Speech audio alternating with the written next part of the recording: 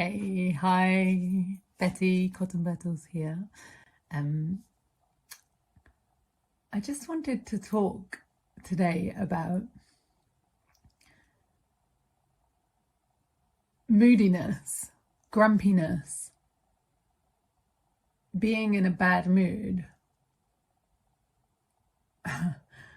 and how we often think of that is that if we're moody or grumpy or whatever word you want to use to describe it, that's often the way we describe it, isn't it? But what does that mean? It means that we're maybe snapping at our loved ones or responding in a less than kind way. And maybe later we think about what we said or what we did and we think, oh, that wasn't very nice of me. But somehow in the moment, it just came out. Now, why is it that,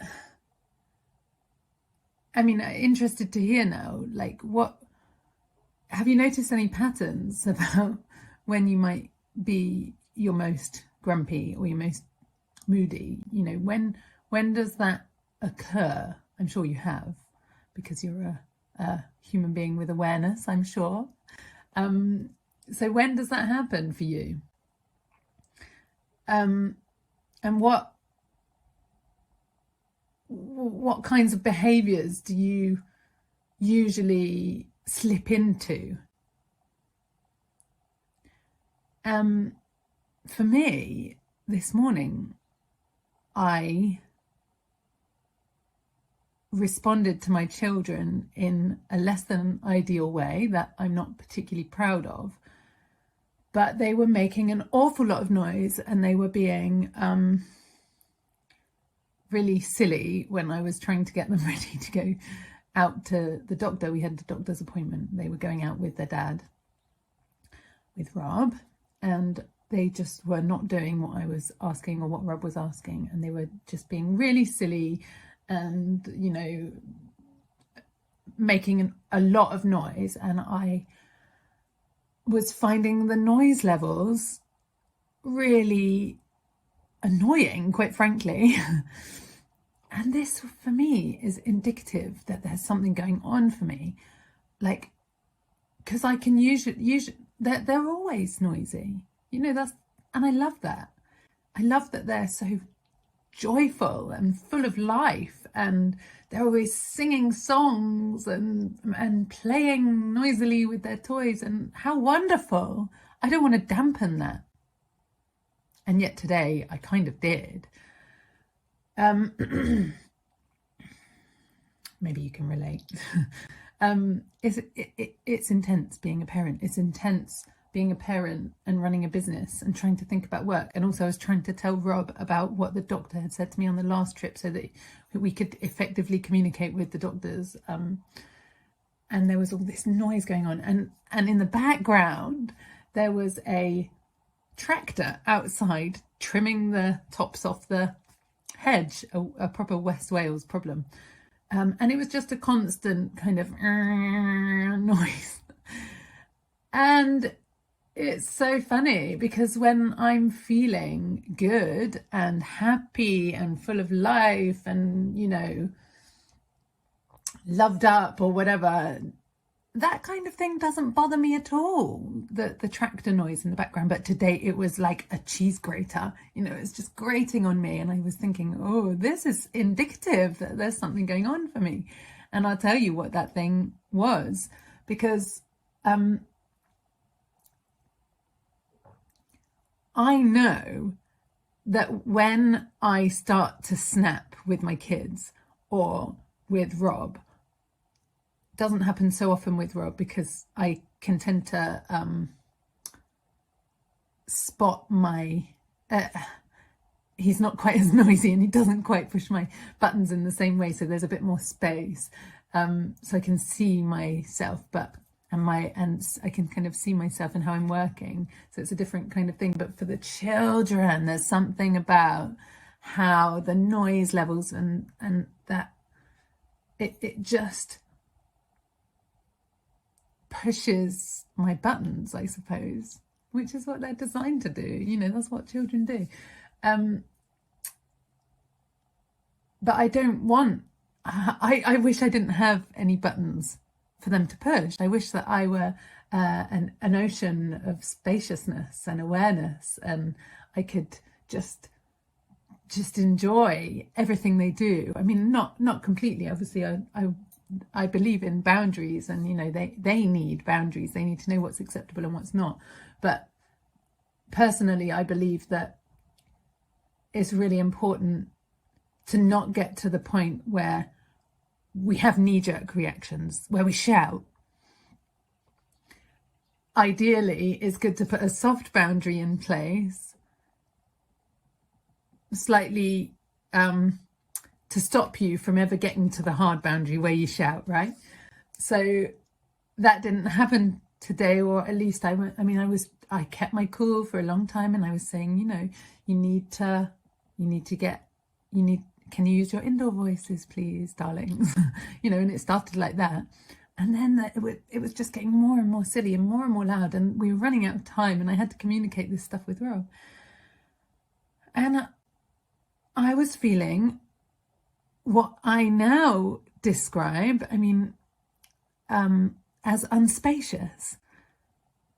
So instead of saying I was in a bad mood, because I wasn't in a bad mood, the actual problem was that I hadn't taken any time for myself for about 3 weeks, because we had a 2-week holiday for half term, and then this week has been quite intense, and Rob's been away, and I've been sleeping more and not getting up in the morning and doing my usual morning routine, and I haven't been sitting, silent sitting, meditating, and I haven't been for any walks in nature, and I know that those are the things I need in order to feel spacious, in order to feel balanced. And when I'm spacious and balanced, I don't get knocked off center by the children and by their noise levels or whatever. So the problem here was not the children's noise. The problem was that I hadn't taken the time to look after me. I hadn't, and it's so easy for us to say, I didn't have time. But that's nonsense, because there's always time. You know, I could have got up earlier than them. I could have done it when they were at school. Like, you know, all it takes sometimes is 5 minutes, 10 minutes of just intention, like just looking out the window, just watching the trees swaying in the breeze, watching the birds, just allowing things to settle, allowing our thought processes to slow a little bit, because modern life is so intense. There's just all these things popping at you, notifications on your phone, demands from family and friends and children, and you know, rushing off to do this and take this to school and make the lunches and whatever it is, whether you're a parent or not.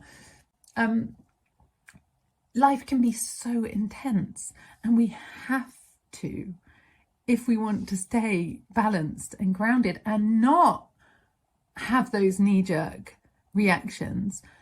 Ideally, instead of responding, that's the ideal. Instead of reacting, we want to get to a place where we can respond. And what I mean by that is, with a response, there's more space. It's not like this happens and I shout.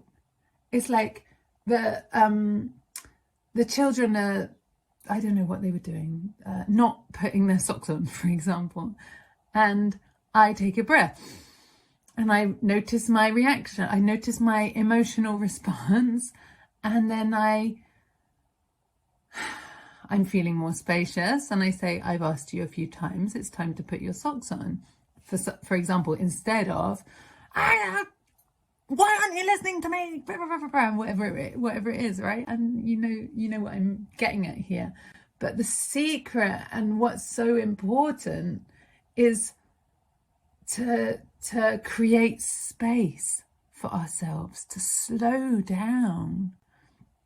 Because when I've started the day with, and maybe you already know this, and let me know. I'd love to hear your take on this. You know, what do you do? How do you manage this? But when I've started the day, and it doesn't even need to be every day, but it does need to happen fairly regularly, and I mean, you can be guided by your emotional reactions. If you're somebody who's reacting and shouting at your children regularly, or at your colleagues or whatever, you could probably do with a bit of space. So why not? You can meditate, sure. I mean, that's the ideal, but not everybody wants to meditate, I suppose, or not everybody's well suited to it. But it doesn't need to be meditation. It could be, you know, some people get that peace from fishing, or from lying in the bath, washing the dishes, you know, just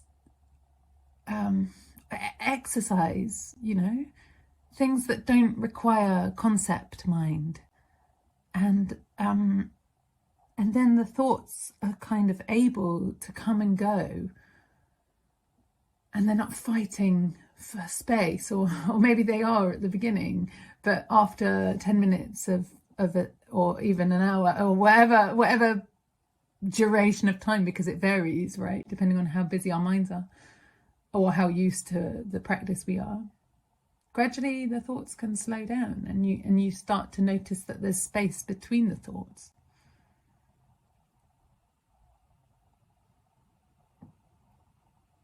Yeah.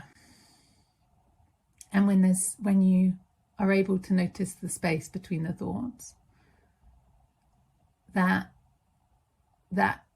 somehow changes the way that you are in the world as well. It changes how you are in your interactions with people. You can feel the space before you have the knee-jerk response. So yeah, my final thought is, you know, what if you're not in a bad mood? Or maybe you are in a bad mood, but it's not because you're a bad person, certainly not. It's not because you're a moody person or a grumpy person. It's just because you're not giving yourself the space that you need. So I'll just finish off by showing you what I keep looking at. Yeah. Wishing you a beautiful day. Bye.